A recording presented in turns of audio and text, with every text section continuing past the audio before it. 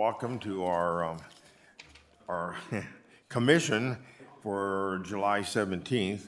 And we ask if you have a cell phone, if you could put it in the silent mode, please. Really appreciate that. And with that, we'll have our pledge. Last one in, file.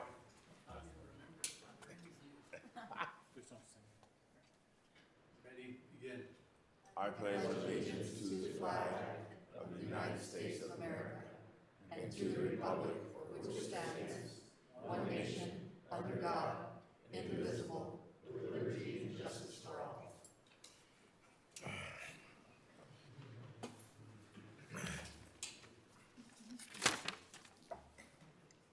Okay, Marie, can I get a roll call, please? Chair Algauer, Here. Commissioner Beck, Commissioner Chester. Here. Commissioner Higginson, Here. Commissioner Snodgrass. Here. And Commissioner Vick. Here. Thank you. Okay, thank you.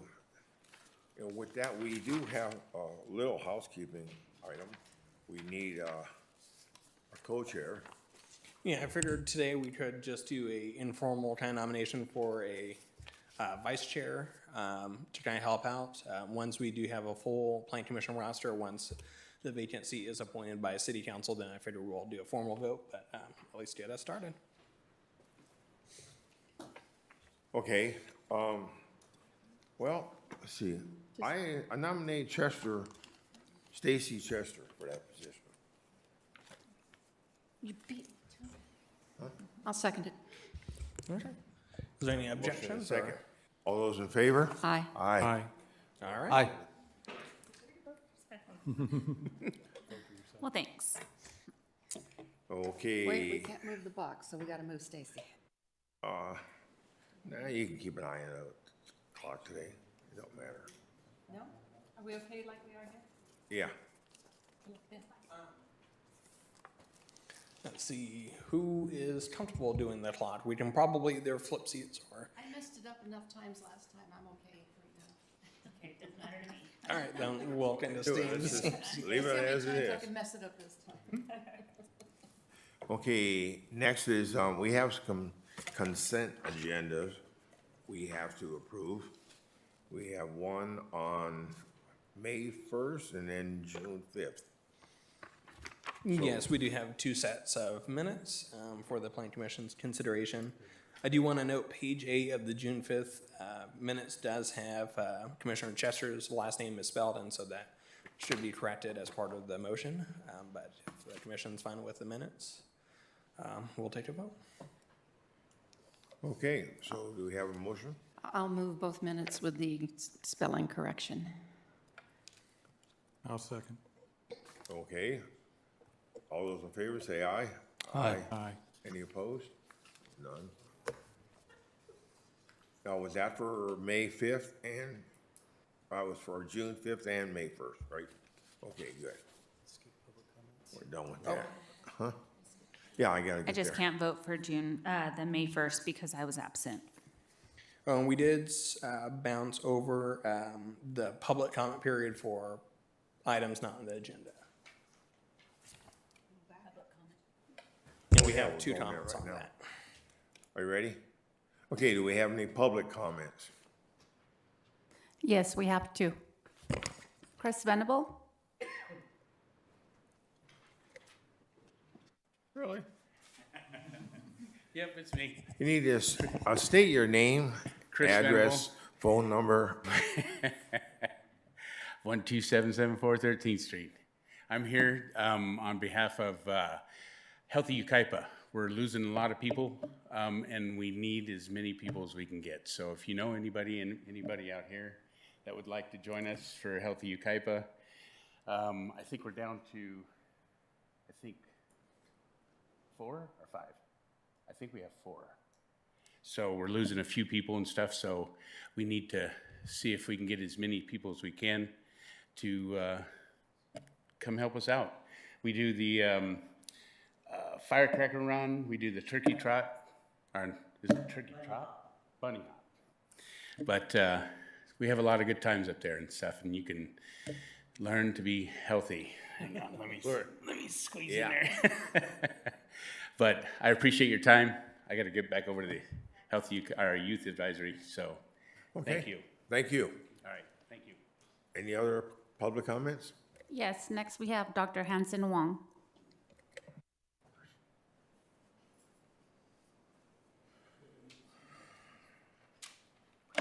Hanson Wong, Yucaipa, you would miss me if I went on vacation. Just want you to know.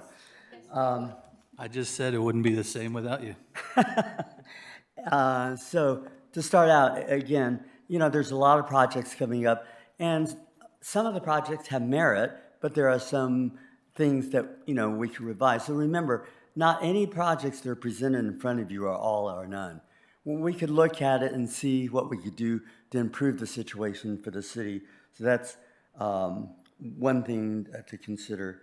The other thing is I went through the entire budget for the last 7 years.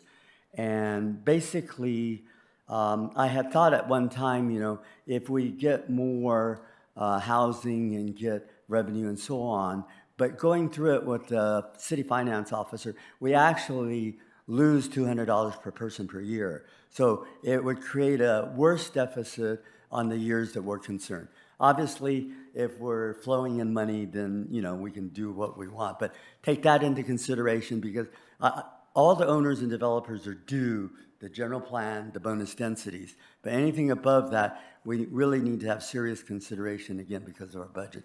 I really appreciate your time. Thank you. Thank you. We have an additional public speaker, Dr. Newman.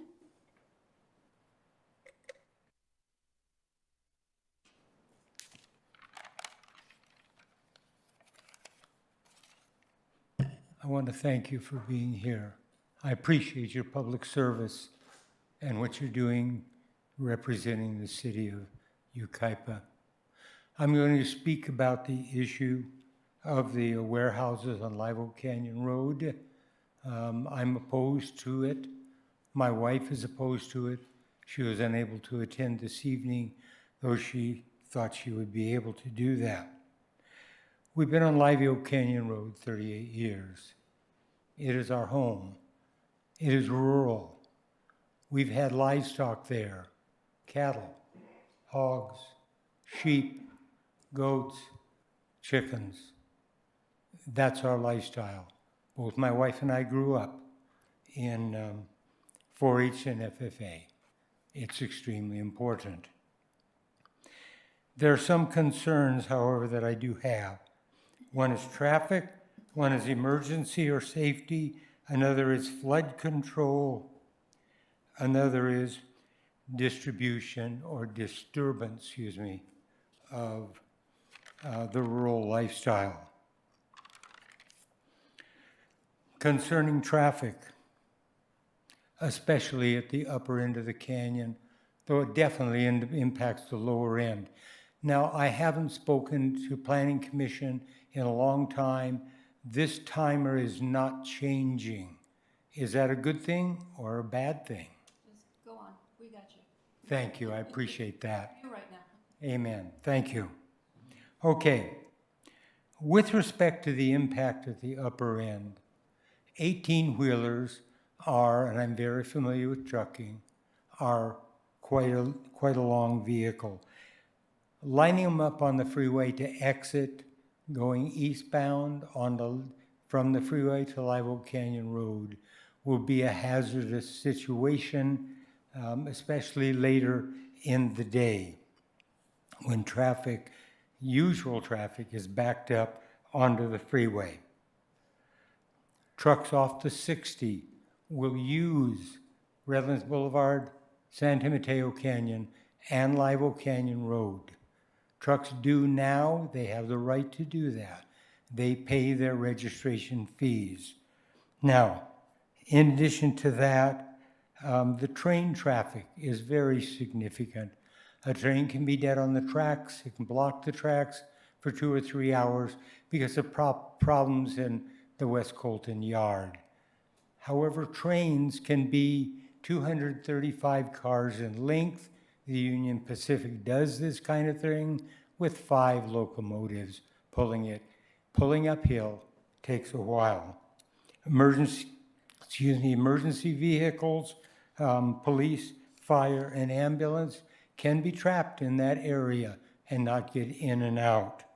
Flood control issues, mitigation issues. I hope that the plan has considered that.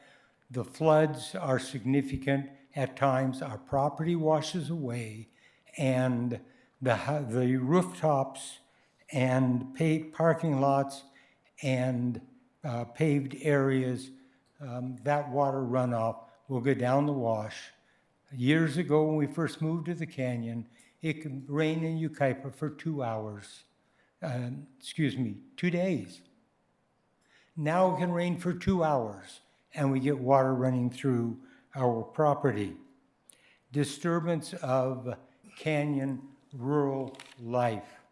We don't want it negatively impacted. Could you, your time's almost up. Could you wrap it up? Oh, absolutely. Thank you for your courtesy. I know that you have to balance many issues in making the decisions that you make. I hope one of your concerns is not generating more revenue from these warehouses, and we, the residents of Live Oak Canyon, then absorb the impact of that disturbance of our way of life. I know you have current indebtedness amounting to a few $1 million, property taxes. Well, we thank you for your input, sir. Thank you. God bless. Thank you.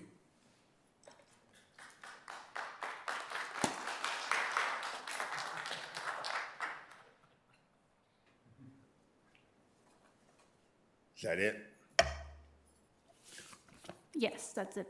Okay, so then we're moving to the first subject.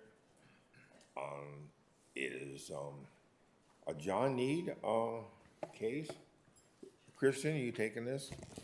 Yes, sir. Thank you, Honorable Chairman Algauer and Planning Commissioners. Tonight, we have item number 3, case number 23-109, a density bonus agreement, conditional use permit, and architectural review.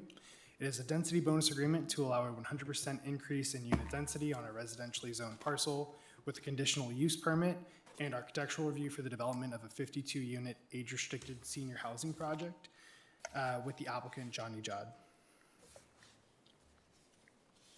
As I mentioned before, it is located across 5 contiguous vacant parcels, which total 6 acres. It is split zoned with RM 72 to the north and RL 2.5 to the south, and Yucaipa Creek as well to the south. And then it's surrounded by kind of similar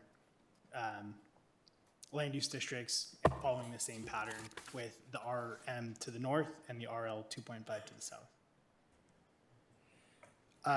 A little bit of background, this project was, the conditional use permit and the density bonus agreement were approved at the May 1st Planning Commission meeting, but the architectural review bifurcated.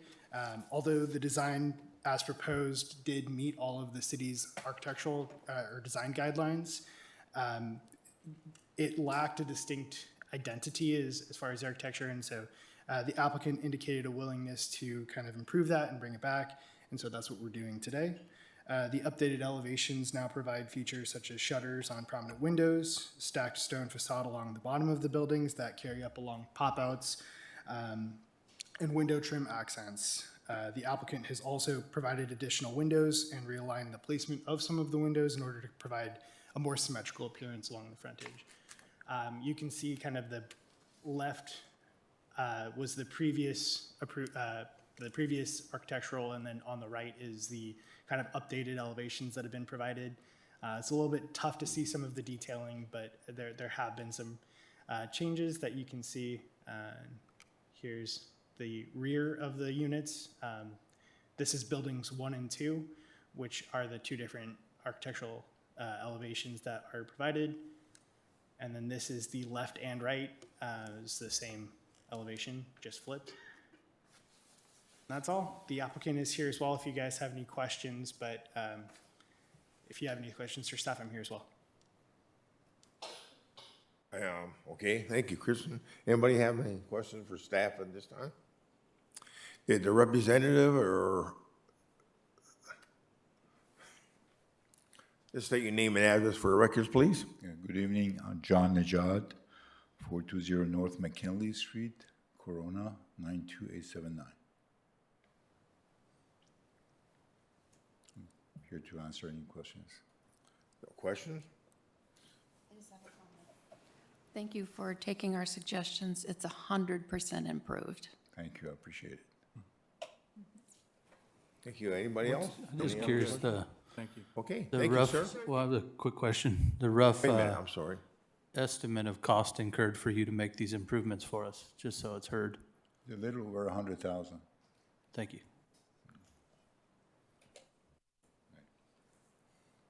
Okay. I said, okay, then we'll do that.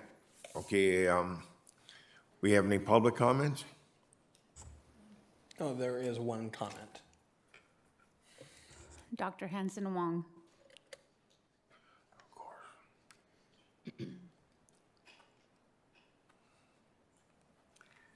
Hanson Wong, Yucaipa.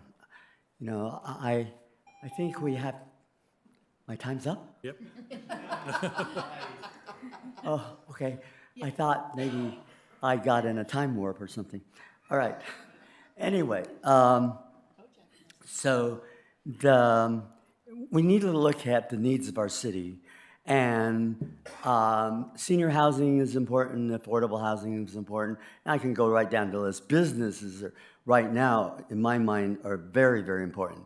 But if we go ahead and encourage people to do certain types of housing when it's not needed, then it's a problem. We already have several senior housing projects. Some are built but not filled, and some are not built yet. And again, this particular project is what this particular owner wants to do, but we need to think about it in the future. The second thing is, I know it's not mandatory, but we need to encourage people to utilize the properties that have amenities. Like the one on 5th Street, you know, that senior housing has a pharmacy, a grocery store, restaurants, and so on. This particular one, I drove there, couldn't find a bus station, gas station, et cetera. So I feel that it just doesn't have what it needs. The other thing is, it went through, as far as traffic was concerned, I think things have changed in this age. In the past, when they couldn't go, and seniors didn't drive as much. But now seniors call Amazon, Instacart, you know, and get their meals delivered and so on. So I don't always feel that our look at the traffic is where it should be, and that the mitigation I don't feel is always appropriate. In County Line Road, unless I'm on the wrong property, County Line Road, right now, it's a busy street. The last thing I want to talk about has to do with incentives. We give incentives to people because we need certain things in our city, and that's good. If we can update our incentives, and it might not be possible, but our incentives for senior housing, right now, I think the state requires about 25 to 30% incentives. But our city building plans gives 100% incentives because we needed it at the time when we put it in. But maybe we don't need it anymore. But if we can't change it, we should learn for the future to put incentives as a one-time thing for several different projects for this year, and not something that would go on forever. Because if we can't change this, they'll get their 100% bonus densities and incentives when it might not, you know, be needed anymore at this time. So there's a lot of things to consider. We need to make sure that our long-term needs are not jammed up by our present wants. Thank you, sir.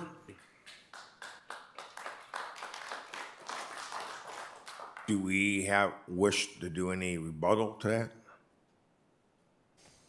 No. I don't think that'll be necessary just because the Okay, it was use just the permit's comments. been Okay, well. approved, and then this is focused on the architecture, but Okay, with that, we'll close the public hearing, and I'll move to the commissioners for discussion. Do we have any? Start down, it's right, start No, down I here. do appreciate the fact that the applicant has made the improvements, like Commissioner Snodgrass said. So again, we appreciate that. added expense to that. I think it's going to be a nice project as far as the looks and the appeal of it. So, Okay, thank you. I agree. The revised elevations are a huge improvement, and I think it will kind of give to the character of Yucaipa. Yeah. I consider, do you have anything left? Donna? Okay, can I get some kind of a motion? I'll move the project. I'll second. Okay, we have a motion and a second. All those in favor, say aye. Aye. Any opposed? None. Okay.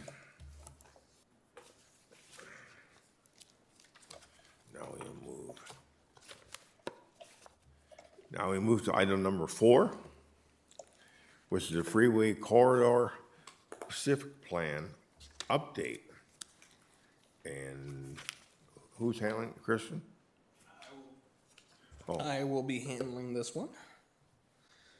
All right, so thank you all, Chairman and Planning Commissioners. So this is a continued item from the June 5th Plan Commission meeting. So I'm going to keep my presentation pretty brief in terms of highlighting the changes that have occurred since that date. And then just kind of allow the deliberation with the Plan Commission. So as I noted, this is continued from the June 5th, 2024 Plan Commission meeting. The Plan Commission did hold a public hearing on the proposed update as well as the associated Pacific Oats entitlement that's included as part of the overall update. As the commission recalls, most of the discussion really focused on the pumpkin patch site and ensuring kind of the viability and their value of that site and their use. And so as a result of those discussions and making sure that the ownership of the pumpkin patch was on board with the specific plan, the Plan Commission did vote to continue the item and allow the additional consideration and coordination between staff and that ownership. As part of the update, we kind of explored 2 different paths that could make sense.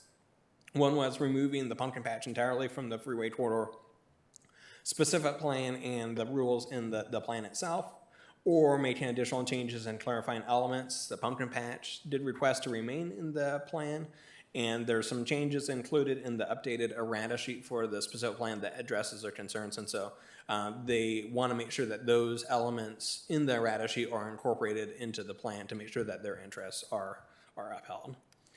And so kind of a few different things with it. Kind of one is the agricultural tourism district is proposed as agro-commercial tourism rather than agriculture.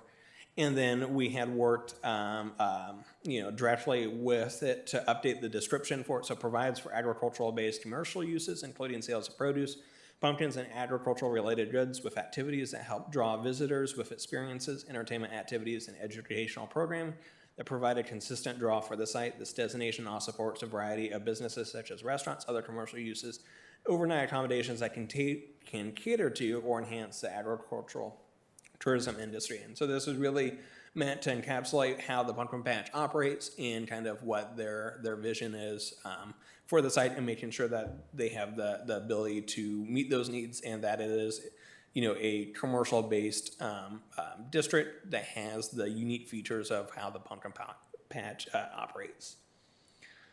With that is, the errata sheet does include a few other elements that go hand in hand with those to best support their viability of the site. The pumpkin patch and staff does concur with the changes that are shown in the errata sheet. I do want to note, item number 13 was the idea of omitting the patch, and so if the commission concurs with the pumpkin patch ownership to remain in with those changes, then 13 would not be necessary, because it would be covered by the other elements. The last part is just kind of a few minor tweaks. One is to clarify that the R24 district is still subject to the director level approval as required by the housing element and consistent with the existing plan. Second one was to allow a little bit more flexibility within the intersect of the R24 and regional commercial areas to allow some mixed use capability. So then that way, if a project does come in where they can leverage both a little bit more effectively on the site design, they have that flexibility. And then kind of the last component is kind of a longer approval periods for phase projects. So as the commission knows, when we have a CUP or something like that for a project, you have a 3-year approval plus 3 additional years. With some of the different projects that could occur, within the regional and commercial areas, but even importantly to the agricultural, agro-commercial tourism district, is that some of the phasing may be a little bit longer fetch, and so we want to make sure that whatever approvals that is sought by those applicants, they have the ability to complete them without having to go back through another process for the same entitlement. And then the last one is just kind of updating some of the map to tie in the pumpkin patch ag areas. And so the open space designation covers a little bit more area, which encapsulates their existing pumpkin farming activities. And so with that, this is an action that does require city council approval following the plan commission's input. I do want to quickly note that there is already an existing freeway corridor specific plan in effect, and so the development capacity of the plan between the proposed update and the existing one is comparable. The overall traffic load decreases with the proposed update, but the overall housing capacity and all the kind of commercial activity that would generate within that still kind of remains comparable with it. Again, one of the bigger components with the update is to provide a distinction between regional, commercial, and business park uses, which essentially would limit the ability to entitle a warehouse directly on the prime kind of freeway exposed areas. And instead, the specific plan designs it where any warehouses that are built are completely obscured from public view from key vantage points, including from I-10 and within the plan area itself, and then provides separate access to accommodate that through Live Oak Canyon and connecting to the future Wildwood Canyon interchange rather than a roadway that goes through the existing pumpkin patch. And the last one is some updated infrastructure layout to reduce those impacts, including, again, the road, the Oak Hills Parkway that currently is supposed to go through the pumpkin patch, and realigns everything so then that way those uses are not competing against each other for the traffic flow. And again, I do want to note that I appreciate the efforts and discussions that we've had with the pumpkin patch over the past month or so to make additional updates and make sure that we are reflecting some of their thoughts on the project, or at least making sure that some of their goals are clear cut in the plan, so that as they move forward and continue to operate their facility, they're in a comfortable spot with that. And so with that, that concludes my presentation. I do have the rest of all the slides from the June 5th presentation, but given the Plan Commission's discussions at the last one, I wanted to really just highlight the changes that have occurred since June 5th. We don't really have an applicant here, so we just call and comments. Can we do it that way? So we do have the Pacific Oaks representatives here. They are the applicant for one of the projects proposed within the overall freeway corridor specific plan update. So they're available for comment as well if there's any further questions on their particular piece of the puzzle. But if not, yeah, we can move to Did they wish public to comments. they wish to come up, make a presentation? No, I think sounds like they're fine right now. We're good then? Yep. Okay. With that, let's, I guess we'll close the public hearing. Oh, we gotta call up all the Oh, speakers. we got all those, yeah, okay. Let's shorten the game a little bit. Okay, go ahead, Marie. We have 7 public speaker slips. First up will be Tyler Ramson.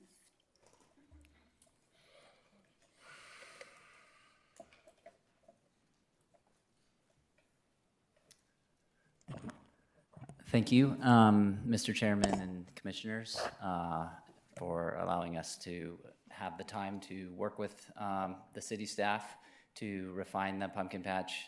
The pumpkin patch is humbled by the community's interest in preserving what we think is a unique amenity to the city. And in that time period, we've been able to work with the staff, and I want to thank Chris Mann and Ben and Fermin and everybody who worked tirelessly with us to refine the plan, the map, and get it to where it needs to be so that we're comfortable and the city's comfortable. And again, we're just humbled by the city's interest. I think Yucaipa is a unique place, And I see that a big part of that is the public servants that it has that preserves that. So I was just, grateful for being part of this community.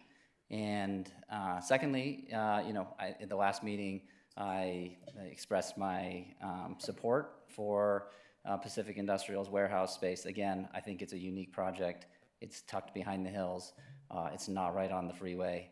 It's kind of the best of both worlds. And again, I think we're lucky to have Pacific Industrial as a developer who's willing to invest the time, creativity, and money to make that happen.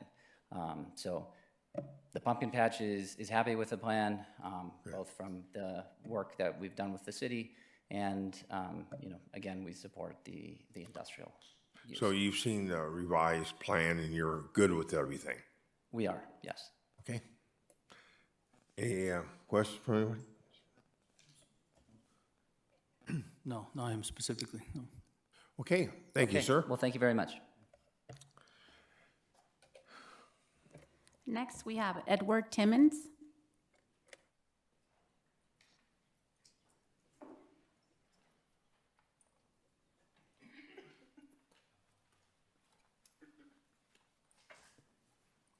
Edward Timmons, 12941 2nd Street. My first time here. My comments on the 2 million in square feet for the freeway corridor plan. I'm a Cal State graduate and a local resident, and I oppose building warehouses in Yucaipa. As of 2023, the Inland Empire has over 1.5 billion square feet of warehouses. For comparison, that's over 25,000 football fields or over 600,000 single-family residences. Of the publicly available listings, as of this morning, there's approximately 17 million square feet of vacant warehouses, all within a 25-mile radius of Yucaipa, including the Yucaipa Logistics Center. The promises of high-paying jobs and economic growth in warehouses bring, it's not only a numbers game, but it's a mirage for us. To truly cash out on a warehouse plan, a municipality needs to imitate Moreno Valley and Fontana, both of which have access to numerous freeways and encompass nearly double the buildable area Yucaipa has. The promotion of warehouse job creation provides few benefits to the surrounding community. Warehouses provide approximately half the jobs of retail and business parks acre for acre. Warehouse work is most often transitory and low paying. In my experience as an operations manager for Amazon launching the PSP1 warehouse in Beaumont, most warehouse workers commute to work, and workforce attrition is approximately 3 to 4 months. Additionally, warehouses don't bring in high-paying skilled jobs. The ratio of skilled versus low-skilled labor in warehouses is conservatively about 1:80 ratio. In 2022, the California Budget Project showed workers in the Inland Empire required $17.48 to meet basic family needs. Per ZipRecruiter as of this morning, the average warehouse worker makes less than that. To support warehouses is to support jobs where workers can't afford to live and meet their basic needs. The low per acre property tax revenues from warehouses and the absence of sales tax do not significantly enhance local government revenues, nor do they offset any accompanying externalities. Sam Becker, Global Clean Air Project Manager for the Environmental Defense Fund, stated, "Communities near these leased mega warehouses face higher rates of harmful air pollution associated with diseases like asthma, COPD, and stroke. These are diseases that disproportionately impact children and older people, which Yucaipa has a lot of. If none of that is convincing, here's some recent headlines. AQMD, more than half of SoCal warehouses violating clean air rule, $11,500 fine per day, over half of our warehouses. Warehouse availability surges to highest level since the pandemic. Warehouses are not an efficient use of space and is a lose-lose game. The solution is simple. Sustainable and efficient mixed-use development. We need to encourage sustainable industry with skilled labor and high-paying jobs, which is what our neighbors and cities around us are asking for, combined with affordable housing. I, as well as other citizens of Yucaipa, challenge you to stop chasing after the illusion of low-hanging fruit and instead develop innovative solutions to solve both our economic and urban development needs. Thank you. Okay. Thank you very much.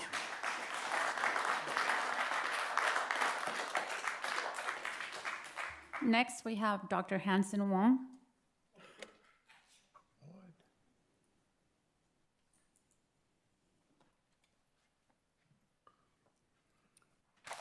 I've been told not to be repetitive, so I'll try not to be repetitive on certain items. But what is important to me is timing. Like in the operating suite, if you do things backwards on timing, things don't go well for you. So the timing on this project, and I actually oppose the project for some of the reasons that Mr. Timmons said, but I oppose the project, but if you so choose to go through with the project, you should consider the timing. If you say, okay, we're going to have enlarge the streets on Oak Glen Road, and we're going to have the new interchange, and we're going to have the enlarged roads from the interchange so we can go ahead and have entry exits on both sides of this project, that seems workable. But if you allow it to be built before the projects are completed for the infrastructure, then you're going to cause problems that you're going to have headaches for years. And I think minimally, if you decide to approve the project, you should not do it without the stipulation that the infrastructure is all in. Thank you. Thank you. Next, we have Bill Sellers.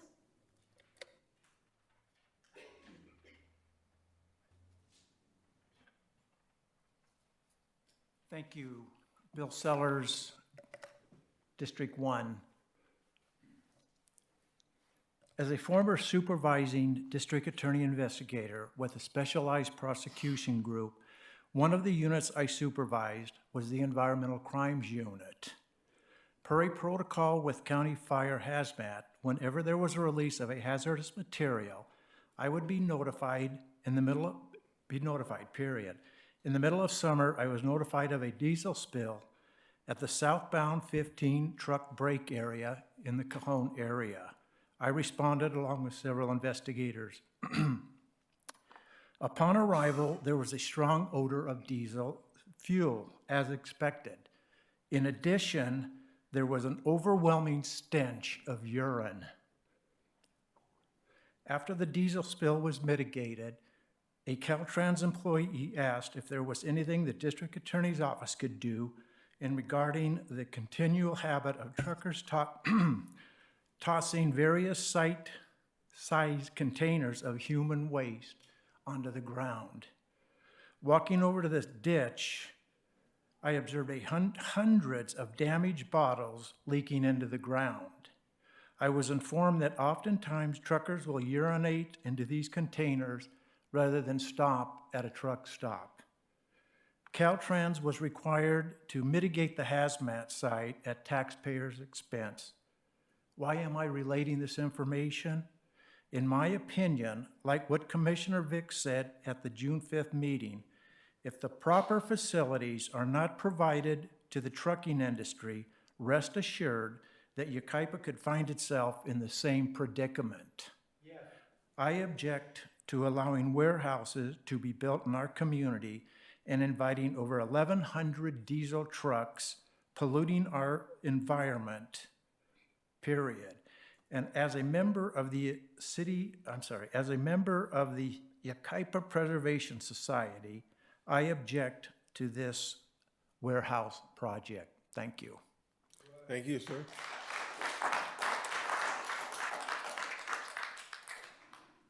Next, we have Kathy Sellers.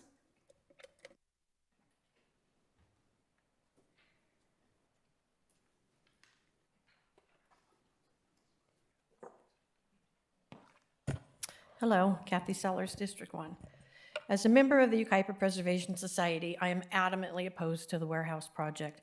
The short-term benefit is greatly outweighed by the long-term devastating effect warehouses will have on the peaceful nature of our city.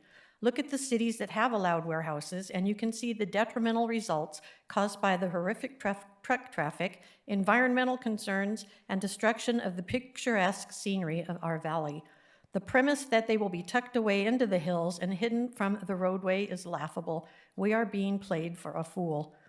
The hope and dream that the developer fees will mitigate the concerns of the budget crisis is just another tactic being used to push the current problematic scheme of our current city leaders.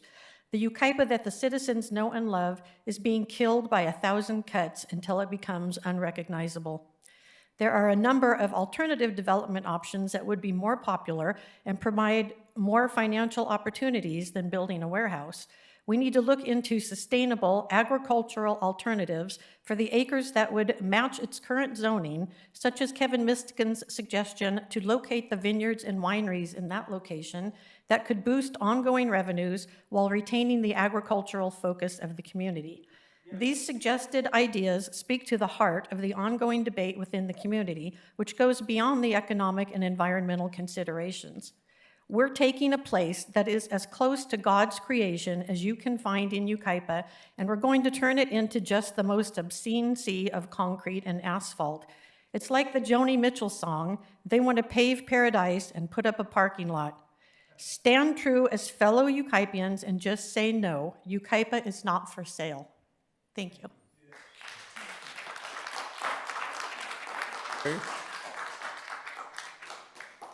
Next, we have Colleen Wong.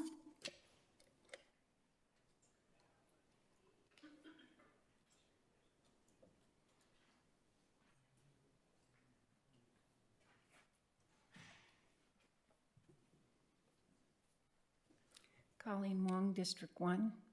I want to go on record as completely opposed to warehouses. Hiding it isn't really helpful. You can't hide all those trucks driving up the freeway. Putting in a warehouse before the infrastructure's in place is just crazy. It just makes no sense. It reeks of somebody not knowing how to manage the city and not knowing how to mitigate well. Doing it on paper just doesn't work. Thank you.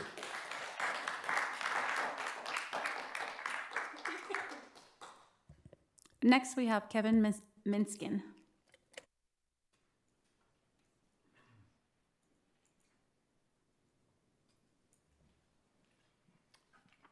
Good evening. Thank you, commissioners. Appreciate the opportunity to speak. My name is Kevin Miskin. I'm on in District 1. I'm a professional engineer. My work is in the civil engineer, and my work is in geotechnical and environmental engineering, which you'll understand my position when I share my thoughts here. The freeway corridor plan allows for warehouse and logistics operations, which will certainly increase diesel truck traffic. This portion of the I-10 freeway is already a bottleneck, and increased truck traffic will only make it worse. The construction of an interchange at Wildwood Canyon may improve accessibility to Yucaipa, but will not help the traffic on the freeway. Furthermore, there is no funding for such an interchange and therefore should not be considered in the approval of the project until after it's constructed. Not only will this create additional traffic, but it will also create health risks for our residents, which are already exposed to more emissions due to the climb up the Redlands Yucaipa grade. The distance from the bottom of the Yucaipa grade to Wildwood Canyon Road is about 5 miles, with an uphill grade averaging approximately 3.5%. A diesel truck will burn 1 gallon of diesel in that climb, which equates to 22.4 pounds of greenhouse gas. With 1,100 additional trucks daily, in just that stretch of road, that equates to 24,600 pounds of greenhouse gas, or 12.3 tons of greenhouse gas per day. That is just on the climb from Redlands. The California Air Resources Control Board states that diesel engine emissions are believed to be responsible for about 72.3% of California's estimated known cancer risk attributable to toxic air contaminants. Diesel particulate matter contributes to numerous health effects. And they believe, and this is what I'm quoting this, ARB estimates that diesel particulate matter contributes to approximately 1,400 premature deaths from cardiovascular disease annually in California, and that's in addition to the cancer risks. Additionally, exposure to diesel exhaust may contribute to the onset of new allergies. I'd like to suggest another plan in light of all of this and what Yucaipa really stands for and this particular area and most of Yucaipa. I would like to recommend moving the wineries the retail aspects of the wine tasting to this area. This is the perfect location. It's hidden from the freeway, but is accessible to the freeway. There will be more retail sales at that location. The proximity to the freeway and this secluded nature of this location, the rolling hills, would be the perfect place for wine country theme. Proximity to the freeway would be more attractive to out-of-town visitors than the North Bench. The wine country theme would also be consistent with the current culture of the area. This would be a win-win for everyone in Yucaipa. It would go a long way to healing some of the deep concerns of the public and decisions that have been made more recently. So my recommendation is to really look at this. We've already heard about some of the issues related to the warehousing, but these health effects are real, and they're especially real for those that live closest to the freeway. So my suggestion would be to move the retail aspects. Retail makes a whole lot more money than warehousing. We do away with those health risks. We put retail, it's hidden behind those hills, and that's the perfect secluded place for wine country, wine tasting, and other aspects that there's so many people, I guess, that believe in that. So thank you. Thank you, sir.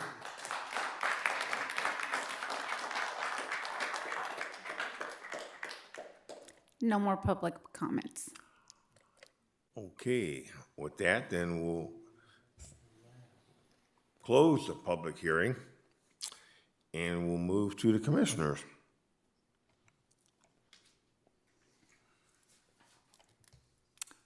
This is questions of staff. Huh?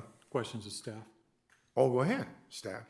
Obviously, we've heard some comments about infrastructure preceding development, and obviously I'd like to maybe have Fermin maybe clarify the infrastructure aspects of this project, because obviously you would mandate that that infrastructure be in place before any kind of occupancy take place. So from the standpoint of the concern over that, so maybe you could address that a little bit for the audience. Sure.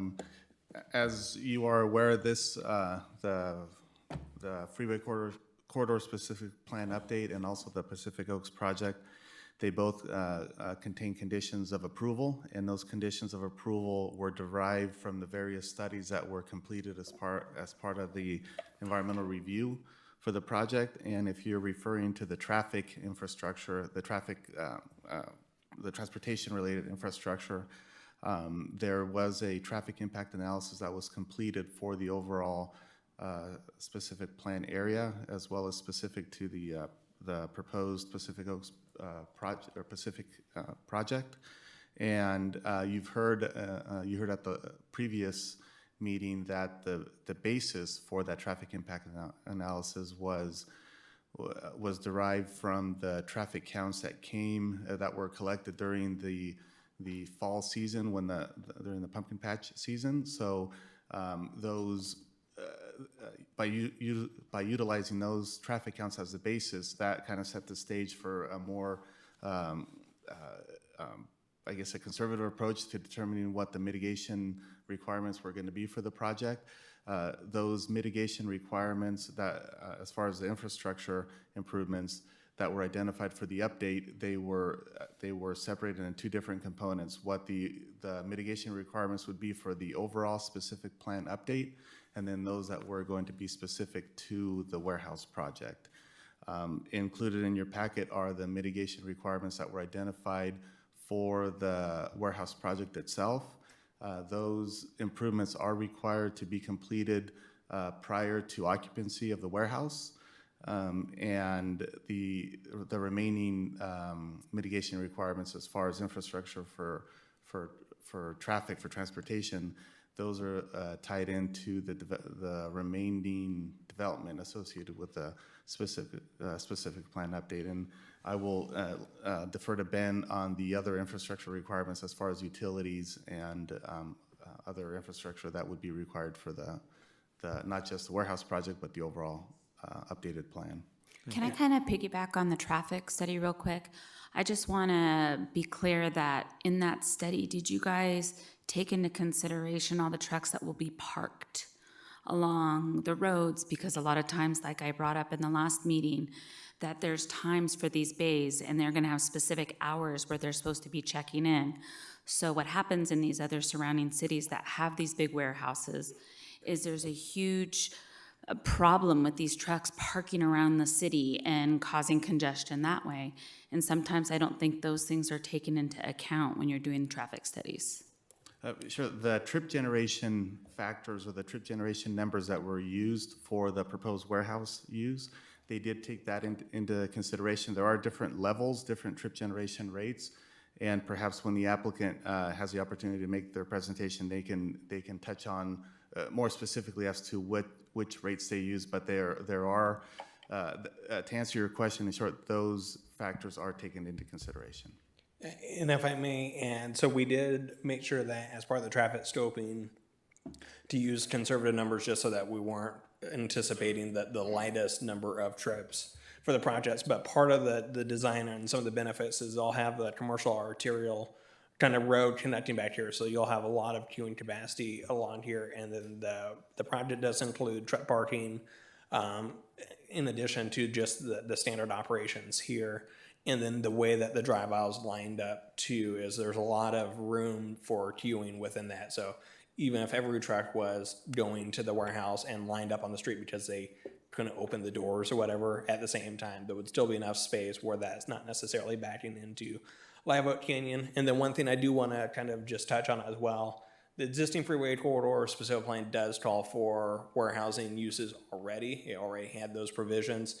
And so in that case, areas that would be kind of right off the freeway where people, are traveling to, and some of the issues were the queuing capacity, you could have a warehouse in that location that would create much different impacts. And so this helps kind of shuffle them around so that it isn't along the main drag of where all of the residents in Yucaipa currently get off the freeway.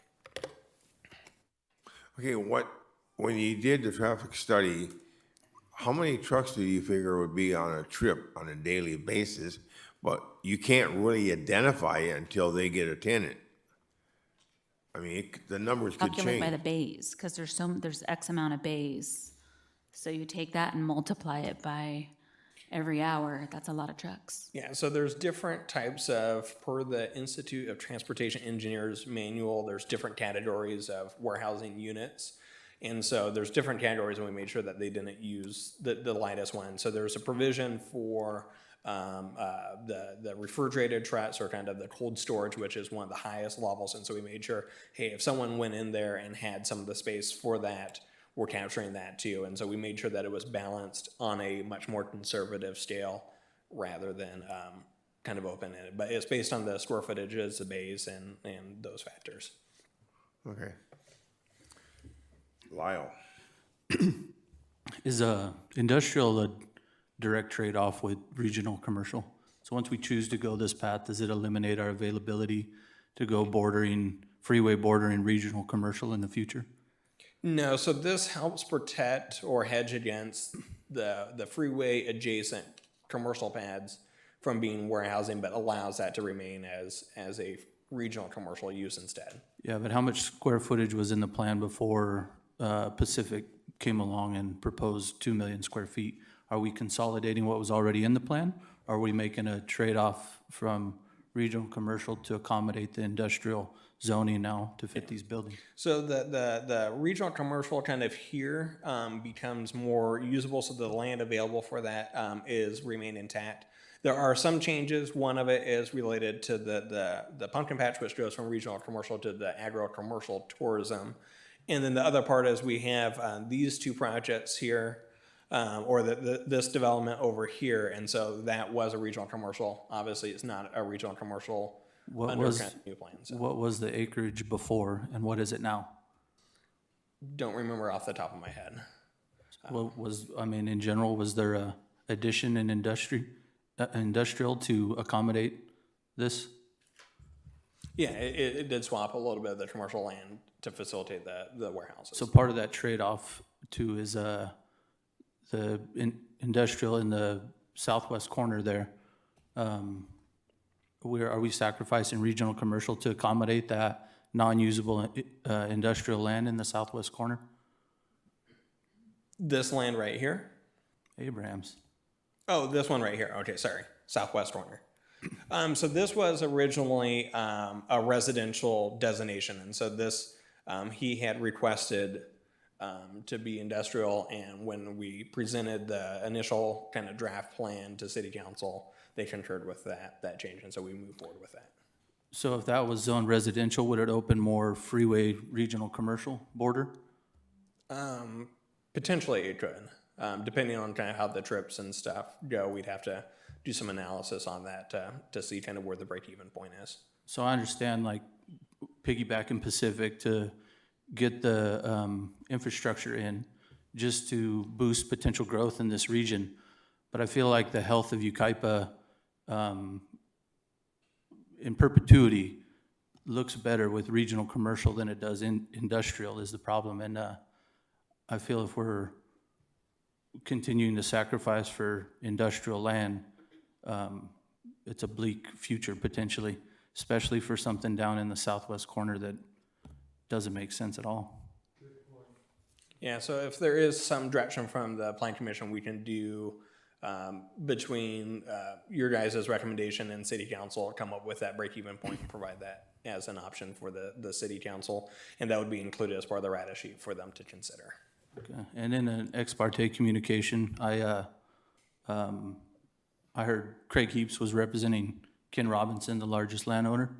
And so I gave him a call and just kind of checked the temperature on how he felt in talks. And while semi-confident, we're unsure about forward progress. They thought maybe they could accommodate all their wants by council, but that's the last stop before it gets passed. You know, if council members disagree with what they come up with. So, yeah, kind of same thing. This thing just needs to bake is how I feel. It's And I think it was an increase of 2.79 million square feet. Is that correct? Was that the increase? For the business park increased by that and had some of the shuffle with it, yes. Okay. I just wanted to clarify that increase. Okay, the dark green area is the open space area? So that is the open space conservation. So this is where the channels are, and so this remains as natural open space and protected, and also provides the habitat movement as well. And with the shortage of highway, advantage to commercial, seems like we put a lot of that green where we should be commercial, so we can, capture that commercial industry off the freeway. Yeah, so that is, certainly adjacent to the freeway. It is, because of the channel, it is the protected kind of areas under the state and federal waters. And so the mitigation costs to essentially fill in those natural channels would be very cost prohibitive. And so what we've tried to do is maintain the capacity in a way that is usable rather than increasing infrastructure costs and the loss of open space to the community. Okay, I'm good. But even, if the developers were required to potentially culvert that waterway, it could still be an existing waterway and built on top of or next to and accommodate some of that acreage adjacent to it if developers were forced to invest in controlling that water, correct? So if there is an interest, let's say later on for a project to use that space, then we would do the analysis related to whatever they're proposing and then accommodate from there. And that'd be provided to, ultimately, a Plan Commission back would hear those changes and then City Council. But at this time, none of those improvements are proposed. Okay. Any other questions for staff? None? I have one. Where's the county line on this map? This is the county line right here. Okay. So I've spoke with you about this before, and that I know Calamesa's got a project with 3,400 homes going in just across the county line. And the only access right now to that project is County Line Road. Is that it at the bottom right-hand corner? Is that County Line Road off right there? Yeah, so they'll have this connection, and then they also show Singleton as the other connection, and we are actively monitoring that project. I know there's a as it goes fire over. road through there right now that comes back towards us. So for the future, I still fear that there's going to be a connecting road and all of that traffic will be coming through here. How, can you put me at ease over that? Somebody's gonna figure out a way to do that to avoid traffic anyway, especially if they've got a four-wheel drive or an all-wheel drive vehicle. There's gonna be a dirt road, just by human nature, carved through there to get out of that housing tract. So if there isn't public right-of-way and they're kind of doing that, then that would be trespassing. If, let's say, for example, Calamasa or that developer tries to put a roadway through it, they can't just make it happen. The analysis for that would have to be contemplated, and we would have to be able to deal with that, and that would ultimately be something that the city council would be apprised of and would have their own thoughts on that as well. Okay, and one more question, the financial benefit, how soon would we, it said 14 million, how soon would we see that money? So the way that, so some of the infrastructure improvements that they would be developing as a condition for them to move forward, let's say, for example, the increase or the connection of the water line would be stuff that happens early on. The development impact fee would be due at the time of building permit issuance. So once they are ready to start construction, then that's when those fees would start becoming due. So probably a year, 18 months from now? Depending on what their construction schedule is, yes. Thank you. But the 14 million is still projected, it's not promised, correct? So the development impact fees that is referenced in that $14 million is as the current fee structure for the DIF program. That would be the requirement, yes. So if we have adjustments in the future related to construction costs that escalate that number, then that number would increase as well. One of the things that is important to note as well is it does include contribution towards the purchase of a fire truck as well. And then there would be a CFD, which would provide ongoing public safety financing as well, as a condition of all the projects in the freeway corridor based on the update. After the initial $14 million, what's the tax implications of industrial as compared to regional commercial without the assumed surrounding spending, the auxiliary spending of a trip per day type calculations, the actual tax basis of square footage versus regional commercial? Yeah, so the finance analysis provides kind of the property tax increase and those related stuff. Once we know the tenant, then that will dictate kind of the sales tax component or what may be eligible with that. Generally less than on an average basis. Industrial brings in less than regional commercial per square foot of taxable income, correct? As a general note, I suppose I'm trying to think through my head. One of the challenges that we do have, as the commission is aware, we right now don't have kind of the big box stores in the community.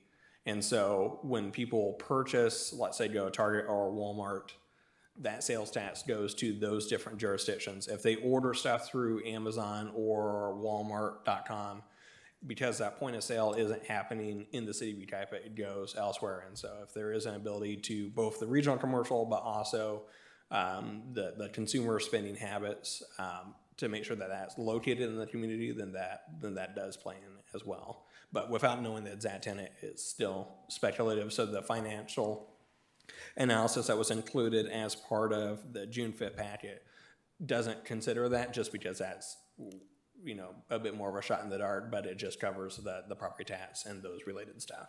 And there was almost, I think, $1 million annually for that use. For the 2 million square feet? Yeah. Okay, this to be sure for the commissioners, we got two items here: the freeway corridor Pacific Plan update, and then the Pacific Oaks Commercial Center. If the commissioners, chooses to separate them, can they do one and approve and not the other, or? So everything needs to go to the city council for a decision. At the end of the day, the Pacific Oaks project requires an amendment to the specific plan in order to be approved. just because the current land use designation is residential on that particular property, and so the SB 9 or the Housing Accountability Act provisions of rezoning sites has to be addressed as part of the action. And so we have everything together just because one can't move forward without the other. Okay, thank you. I just wanted to clear that. Do we have any motions? If not, I'd like to just go ahead and approve the. This what? I believe Chair Algar did close the public hearing. And I just want to note as well, whatever motion, if there's a motion in favor to recommend it for city council, that includes the rata sheet. It's set for number 13 because those incorporate the pumpkin patch or the pumpkin factory's work as well. And so I want to make sure that that's included in that motion. Okay, so the motion would be to approve the Pacific Plan and the Oaks Commerce Center, correct? The recommendation for approval, yes. I make a motion that we approve both. I would second. I'll second. Okay, we have a motion and a second. Okay, Marie, can you give me a count on this?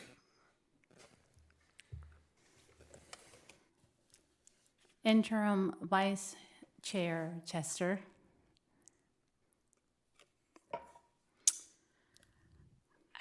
I just have a problem with can I say anything before? Yeah, you can. Oh, okay. I just want to make sure that the property owners are taken care of and that they're good with the agro-commercial and it's not going to be changed later down the road. And I guess that's my issue because it's their land. So I think that's the biggest issue that I have. I'm not a huge supporter of the warehouses because, I mean, look down the road, Cherry Valley, they're at 25% capacity. So I have an issue with it. So I'm a no.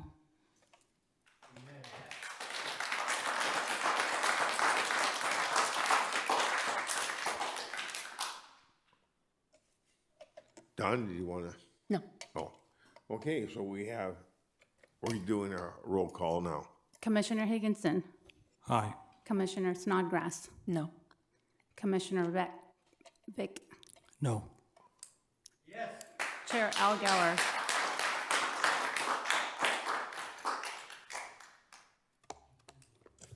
And then Chair Algauer. Yes.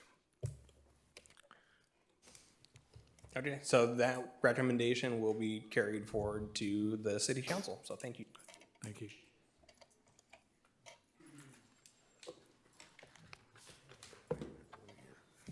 This thing just needs to bake longer.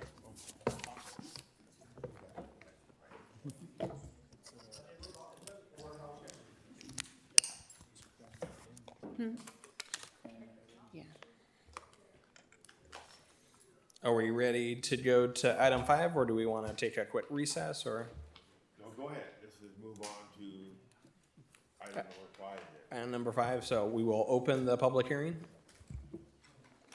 Open the public hearing? Yes. Yes, okay. And then Christian Farmer will be presenting item number 5.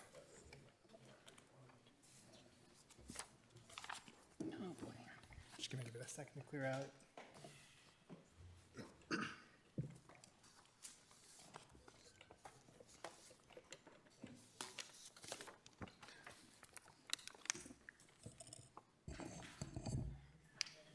Thank you, Honorable Chair Algauer and Planning Commissioners. Today, we bring before you case number 24-11, a conditional use permit for the review of a 75-foot tall wireless telecommunications facility designed as a faux eucalyptus tree with a 200 square foot lease area for the associated equipment, which will be surrounded by an 8-foot tall block wall located at 12954 Bryant Street.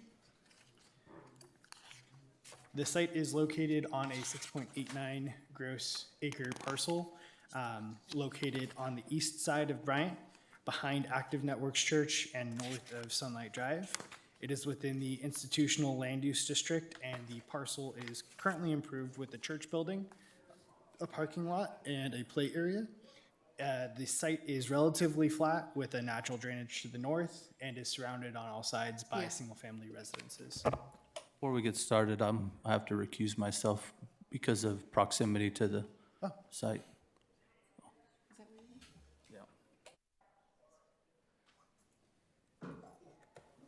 All right, we'll let Commissioner Rick head on there. I don't know if the light is on, but all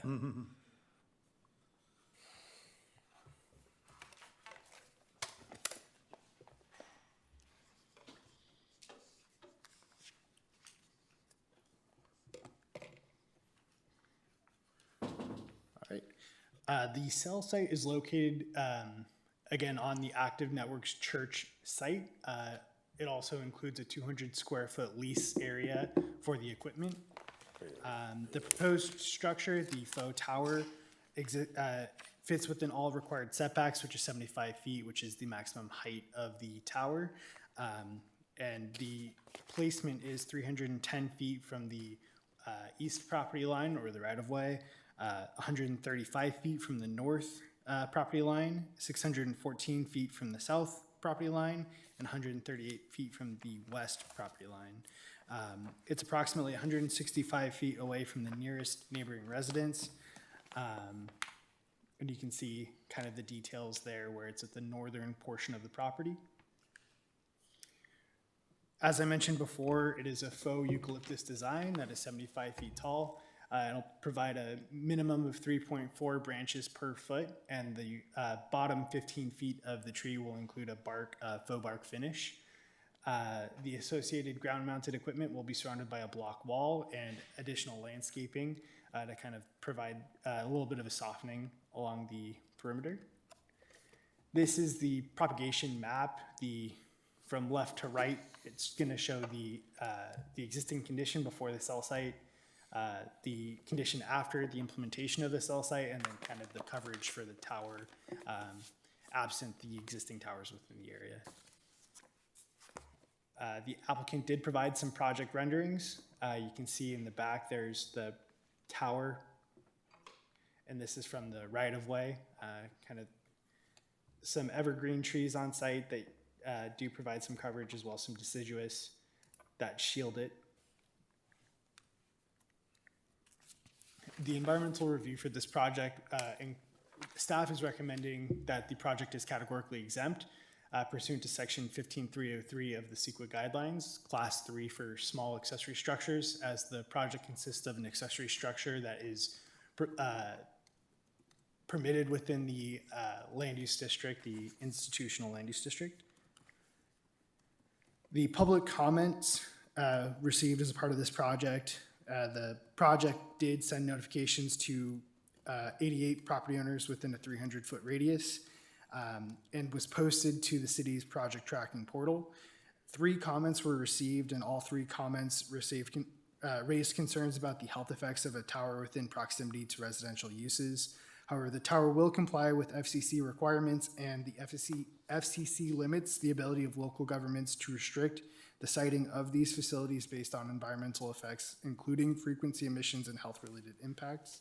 And so it is staff's recommendation that you review the design of the proposed telecommunications facility, and if acceptable, approve conditional use permit subject to the conditions of approval, adopt the findings contained in the agenda report, adopt a categorical exemption, and direct staff to file a notice of exemption. The applicant is also here if you wanted to provide any additional context, or if you guys had any questions for him. Can we ask you questions? Is the city going to generate any revenue from this tower? Because typically there is revenue that's given back to whoever owns the land. No, the city won't receive any revenue based on this. Okay.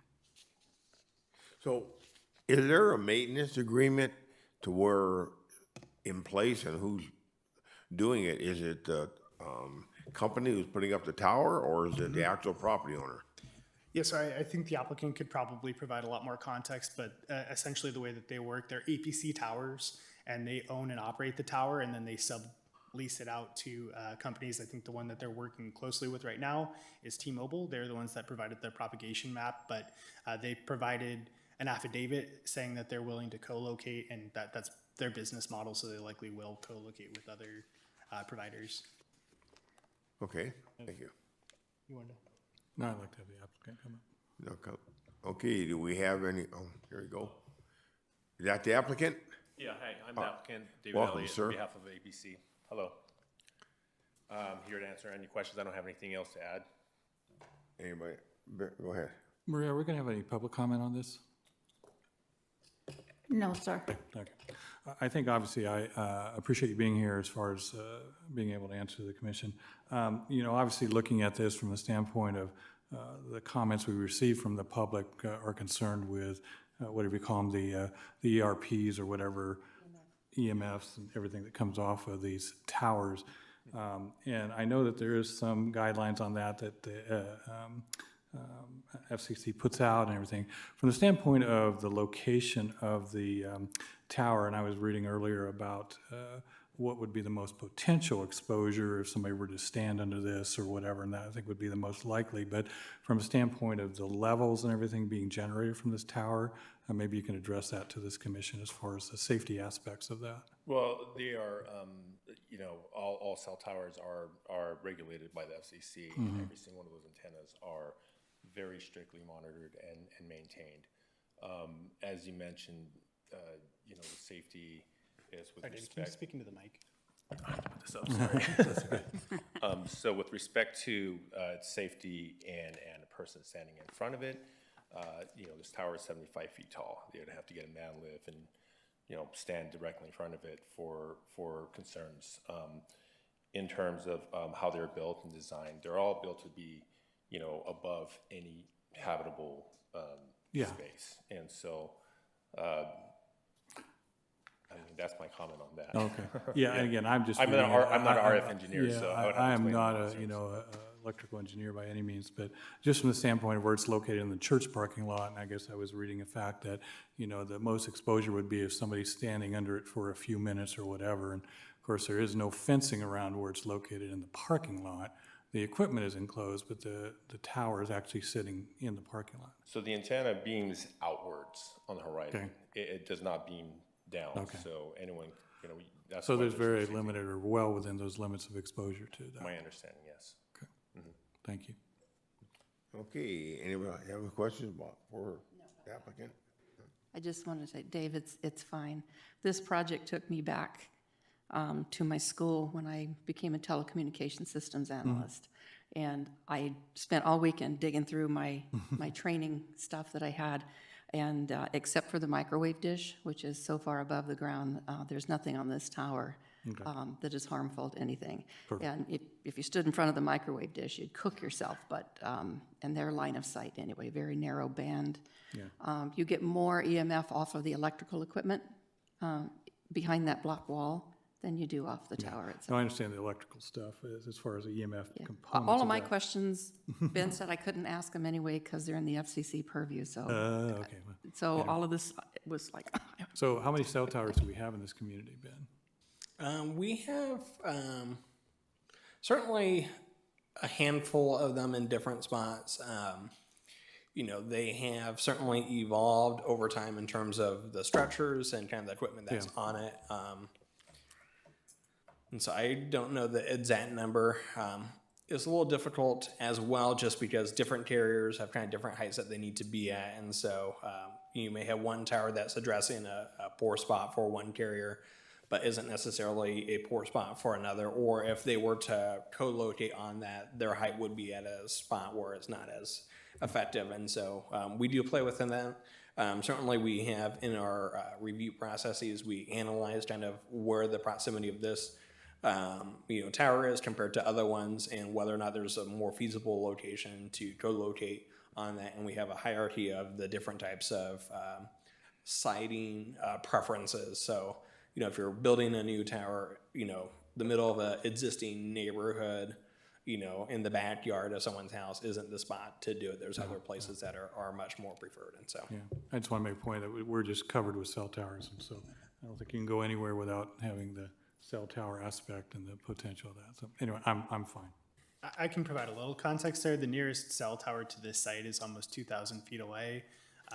They looked at, other areas that they could place it, and this is somewhere that they identified as a high service zone with low network availability. And so that's the reason that they had selected the site, and they weren't able to co-locate because there was nothing within the area. Thank you, Christian. Okay, thank you. Ben, do we have any public comments? No public comments on this item. Oh, okay. Then we'll close the public hearing and move to the commissioners. I would like to move the project with some conditions. What's the word? I forgot the word. If you're willing to cut down on the concerns, because I did read the letters that came in, and people do get really wigged out about this, especially if you're carrying an EMF meter around with you. It looks really bad in some places, but it picks up everything from sunshine to stuff coming up out of the ground. This thing sitting right here emits anything, any energy is a radio frequency, and those meters will pick up any radio frequency. But to cut it down, and like I said, the electrical component of this will have more EMF than the tower itself. I'd like to put the conditions in on the inside of the, for the lack of a better word, the vault where the electrical equipment's going to be. I'd like to have some EMF shielding paint on the inside of that enclosure. And any electrical wire underground, not the fiber's okay, but any twisted pair or electrical to either have shielded cable or a conduit with the shielding on the inside of that cable to block the EMF emissions from the electrical. So I think probably in light of those conditions, it may be worthwhile whether or not the applicant is amenable to those. It sounds like the EMF paint within the inside of the enclosure and then the insulation for the cabling. It's not insulation, it's a shielding. Or the shielding. Yeah, you're not insulating anything, you're just shielding it so that the EMF can't escape the conduit or the cable. I mean, I can request that from APC and see if they're amenable to that.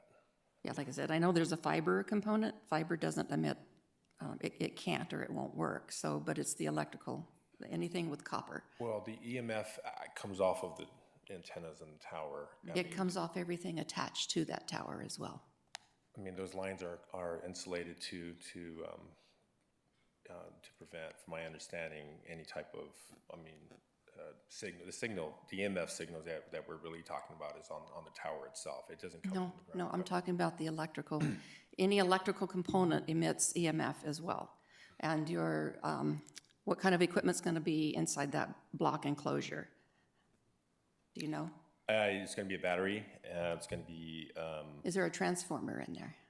The transformer for power will be from the street that they're pulling power and bringing it to, trenching it to the site. So it'll be underground. So if you could just put it inside a conduit that will shield any EMF emissions from there.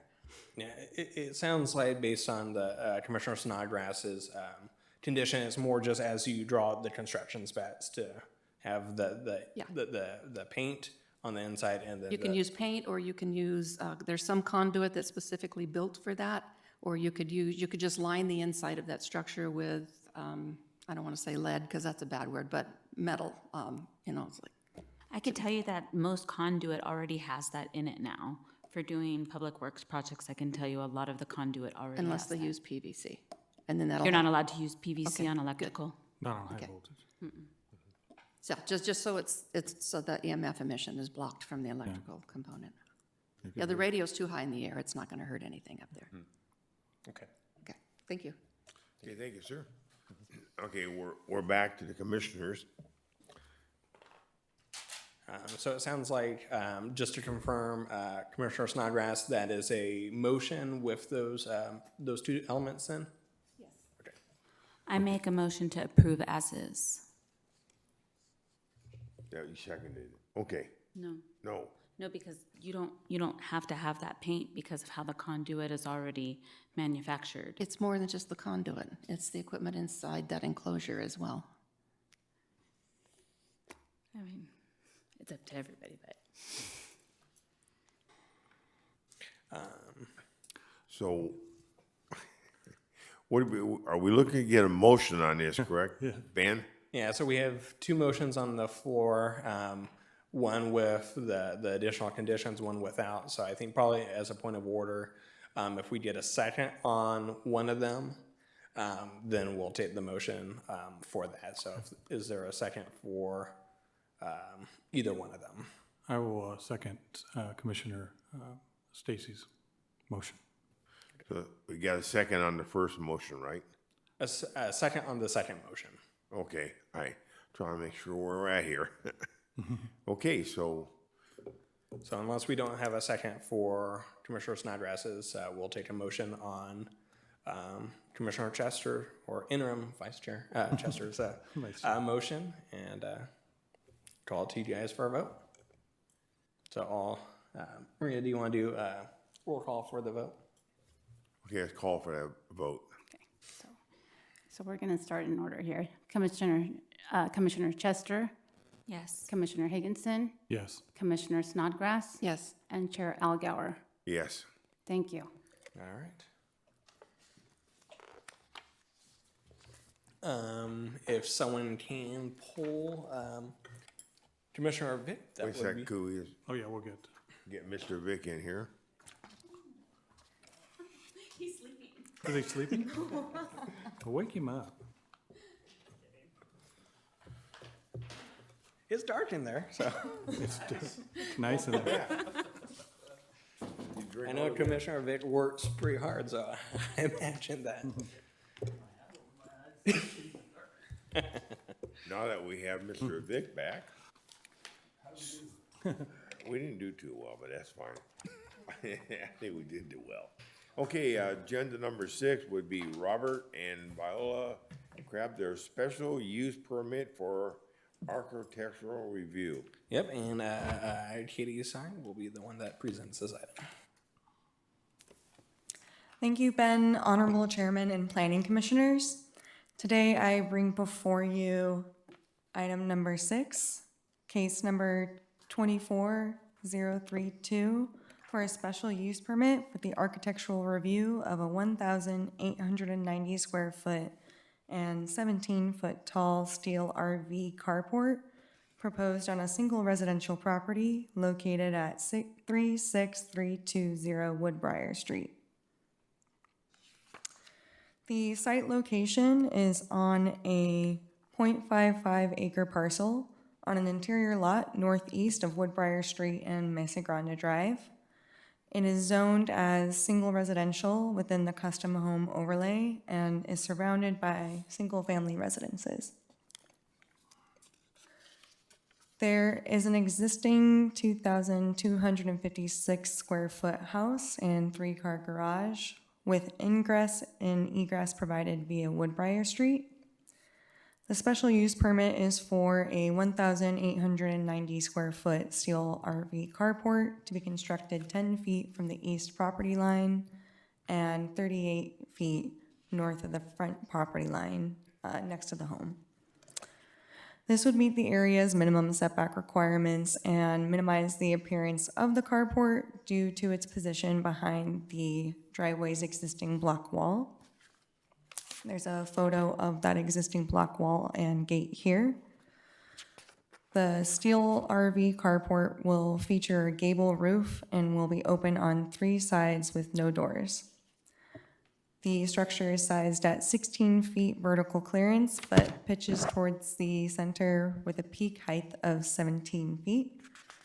The gable roof will be painted earth brown with horizontal ribbed steel panels painted clay to match the primary residence for design compatibility. And then looking at the site photos, this is the perspective of the project area from the street.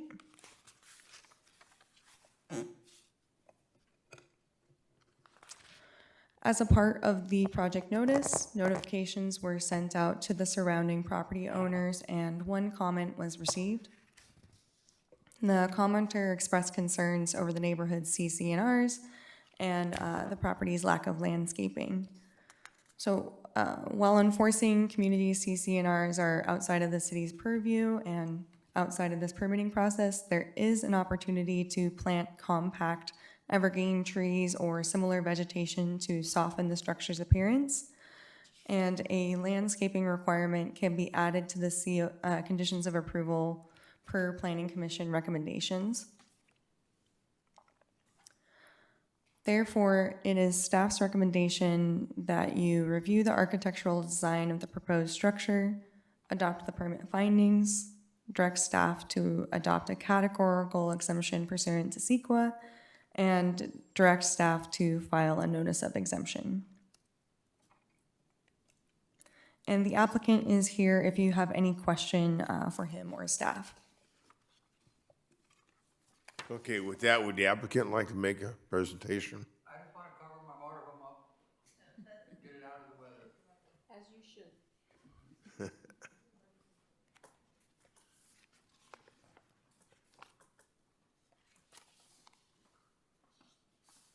That's all, I just want to cover it up, you know? So, I don't really know, I just need a carport. You know?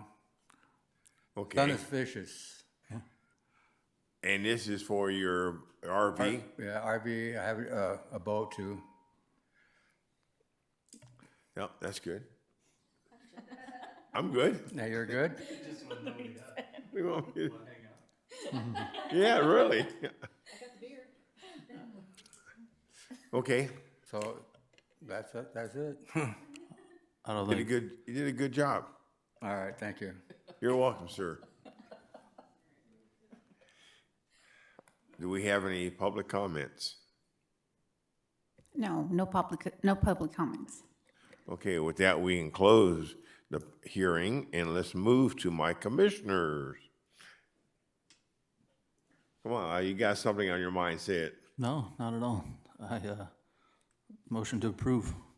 If it's painted to match the house, I wouldn't make it a conditional of approval, but would you be opposed to maybe putting some potted plants around it or something? They're in the black things first. He has a plan to put this up first and then put them out around. Yeah, no problem. Yeah. A motion to approve. Oh, lackadaisy here. Second. Okay. I just have one question. Did the comment come from the resident on the right-hand side? He has no problem with it. Yeah, Okay. we were thinking it might have been the new neighbor that moved in on the corner. Yeah, those neighbors. I lost control of this one. Go ahead. What do you have? No, he did it first, I did a second. There, we got a first and a second. Okay, it's call for roll call on this one. I lost track.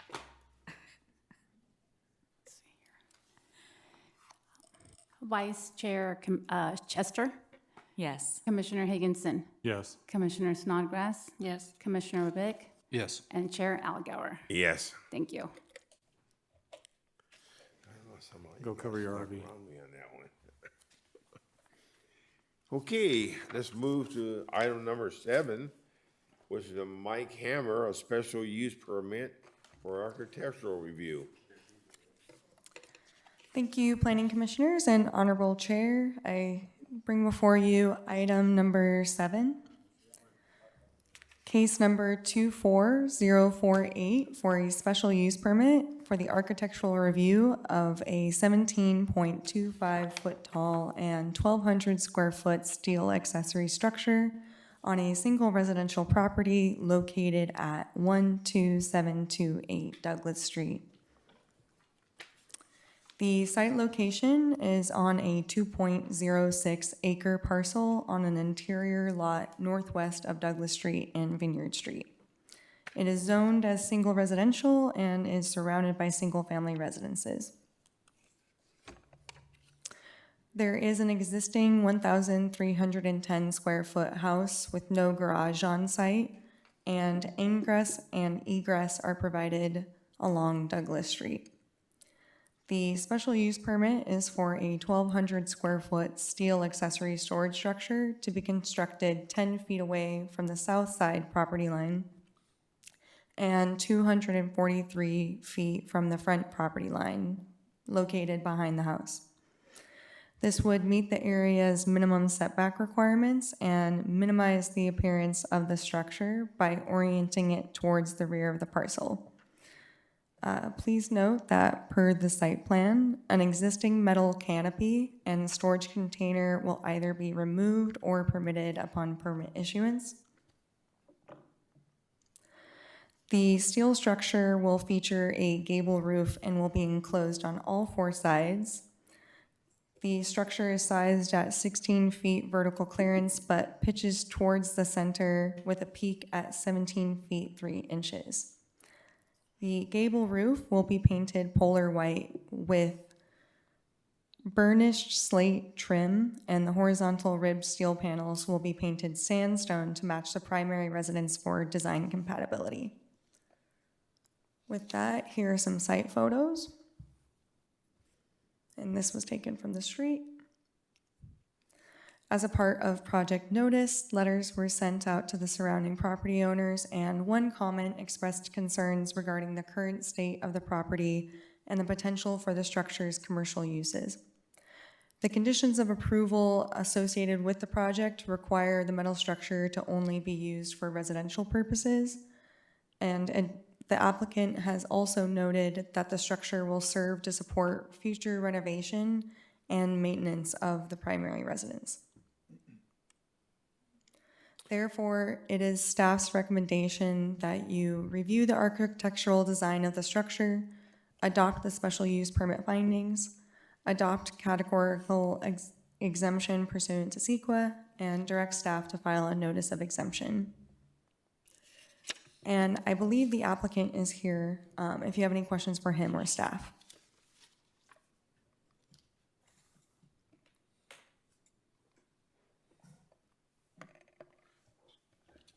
She done? You done? Oh, okay. Anybody have any questions for staff? No. Okay, public comment. No, I'm the owner. Oh, you're the, okay. I'm the owner. I can tell you anything about that project. We've owned the property for 5 years. We already have drawings for the renovation of the house, and we're gonna start using this as a support building for that. It's a we're fully going through this thing. Fencing, new driveways, we'll have to do street improvements per the renovations on the house, so that's all gotta be done in there. The building is the minimum size we can have. We've tried for a few years to get something going. We finally did. I'm a pretty engineered building guy. I do this for a living. I build these things all day long. So, you know, it looks pretty plain, but by the time I'm done, we've also added that the grading will have a area in front of the building, which will be used for landscaping to minimize the effect of the building. The eave height of that building, if you stood on the street, that's the eave height. The property drops 16 feet from the front of the property to the back, with an overall drop of over 32 feet from front to back of the property. This property was all laid out to actually become horse property upon my leaving of this valley, if I decide to. And so we've all designed it that way. So that asphalt will be removed. It has to be concrete. We're going to put a wall across the front with a gate. We're going to put some more fruit trees back there.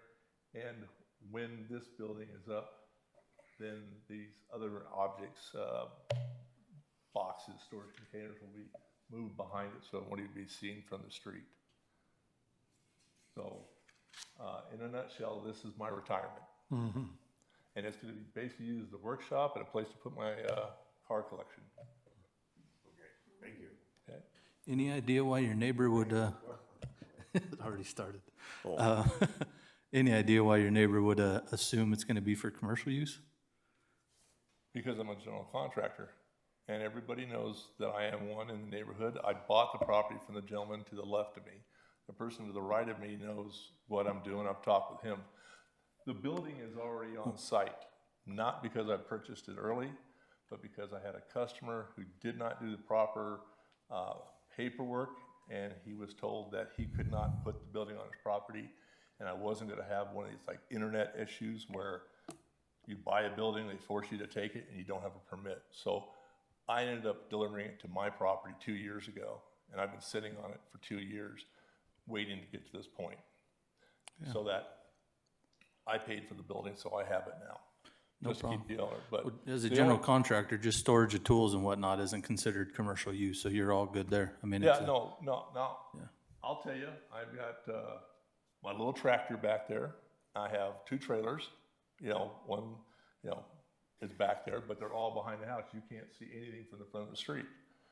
So, like I said, yeah, all the neighbors know what I do. The next door neighbor there, he sold me the property. This gentleman over here, the one that works across the street, we work together through Angela's Block, so they all know me and they all know what I do. So, Yeah, I just want to make a comment that for what it's worth, that's a common thing that anybody says when one of these buildings go up. Because we have a vineyard, we were being accused of opening a winery when we put our 2,400 square foot barn up. So, Trying to get them to I tell don't on understand themselves. that. oh, you can understand. No, I said I don't understand it. No, it wasn't commercial, but I've seen more than Oh, one yes. project come in with these metal buildings with somebody thinking it's going to be for commercial use. No, I put many of them up in this town. I put them up all over the place. One's an RV garage here. I did one for a lady up on the hill. I've done buildings all over the city through 30 years in business. So, Okay, anybody else have any questions for the applicant? okay, Seeing none, thank you, sir. okay. Public comments? No public comments. None? Okay. Then we move to public hearing closed. Move to the commissioners.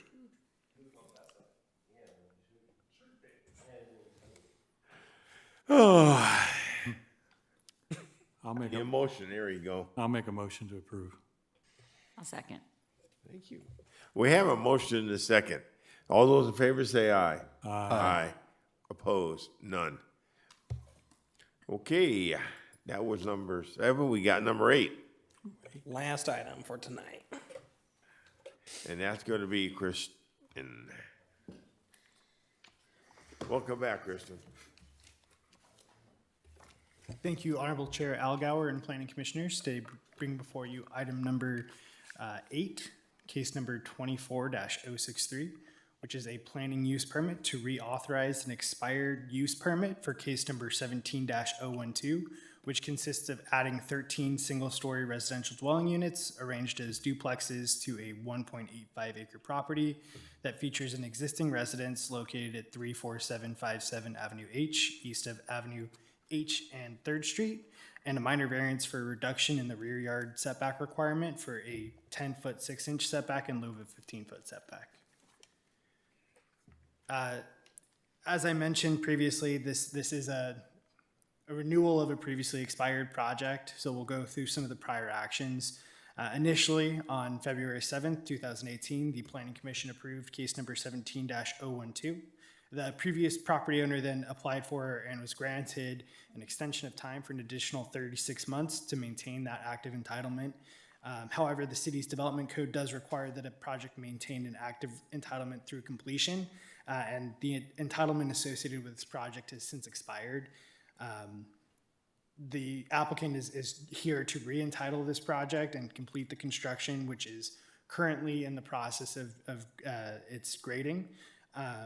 And otherwise, the project is identical to previous approvals, including elevation change that was recommended by the previous Planning Commission. The site is located on a 1.85 L-shaped parcel. Does include one existing residence on site, and again is located east of the intersection of 3rd and Avenue H. Preliminary grading for the project has commenced, and this project is designated RM 10M, which is our multiple residential 10,000 square foot minimum lot size, and is surrounded by a mix of single and multifamily units. The planning use permit consists of the 14 total units with the preservation of the existing unit that's on site. It includes 5 duplexes and 3 single units that are going to be spread throughout the site. The parking is going to be provided by the garages, driveways, and internal street, and the coverage meets the multiple residential standards. The common areas are going to provide all of the required multifamily residential amenities pursuant to our code, including a barbecue area. The floor plan for this project includes a 3-bedroom, 2-bathroom unit with an attached 2-car garage. They'll be 1,050 square feet, and they're generally designed as duplexes. Again, the architectural review is identical to previous approvals and has 2 elevation types with variations in roof design, providing a gable and hip roof design, a stacked stone facade and foam treatments, and roofline pop-outs at the front. Units 1 and 2 along Avenue H also provide a little bit more enhanced porch details because of the visibility from the street. There is a minor variance request at the southern portion of this property for a reduction in the rear yard setback from 15 feet to 10'6". The variance is proposed to the unique shape due to the unique shape of the parcel and then some of the change in grade that required separation of some of the units so that it couldn't be in the duplex configuration, which required just a little bit more space in between the 2 units because of the building code. And again, this is identical to the previous request that was granted. As a part of the project review, we did notice all surrounding property owners, and we did not receive any responses. And so as a part of this project, staff is recommending a Class 32 and Class 5 categorical exemption. Here are some of the site photos. As I mentioned, it is currently a construction site, and so it's not beautiful, but you get the idea. And so it is staff's recommendation that the Planning Commission conduct a public hearing, approve the conditional use permit and variance to review and if considered acceptable, the architectural design, adopt the findings for the planning use permit as well as for the minor variance as contained in the agenda report, adopt a categorical exemption, Class 32 and Class 5, and direct staff to file a notice of exemption. I'm here if you guys have any questions. The applicant is here as well. I'll let you guys take it. I have a question, Christian. Okay, so each unit has a 2-car garage, driveway? That's correct. And is there visitor parking? Yes, pursuant to the. There's no street parking. Yeah, it's internal streets, so those are our private streets that are maintained by the project. They do have parking within. Well, you seen the big picture up there a minute ago? Yeah. Okay. Anybody else have any questions for staff? Okay, is the applicant here? Would you like to come on down and make a pitch? Just state your name and address for the record, please. Name's Bryce Borden, address 33620 Washington Drive, Yucaipa. And we're just proposing to do 13 new affordable houses in Yucaipa.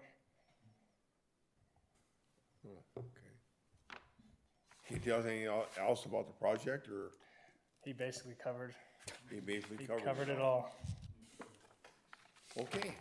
Anybody have any questions for the applicant?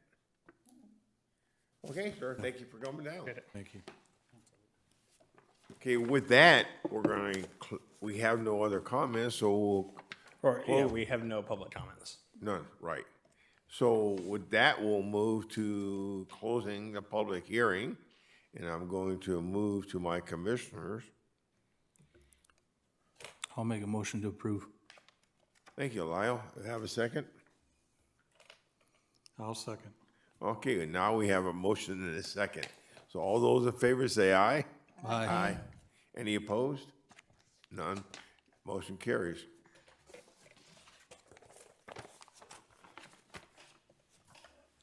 So how many more you got for us? No more for tonight. I want to thank everyone for today. No announcements as well. Appreciate the input for the freeway corridor. That'll be included as part of the city council's information when that goes forward. And that's probably the last of the big hefty projects that you guys will see for this calendar year. So sigh of relief for everyone. And Oh, man.